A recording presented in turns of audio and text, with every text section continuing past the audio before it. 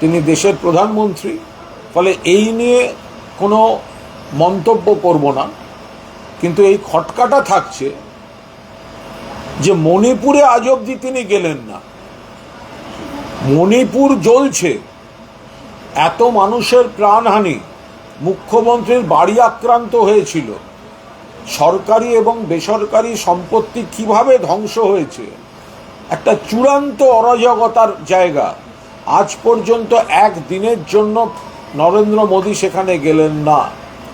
পহেলগাঁওতে যে জায়গাটাতে সমস্যা হয়েছে, যে জায়গাটার গরিব মানুষ, অত্যন্ত সাধারণ মানুষ বিপর্যস্ত হয়ে গিয়েছে, যেখানে মমতা বন্দ্যোপাধ্যায়ের নির্দেশে তৃণমূলের দলও গিয়েছে, কই প্রধানমন্ত্রী তো সেখানে গেলেন না।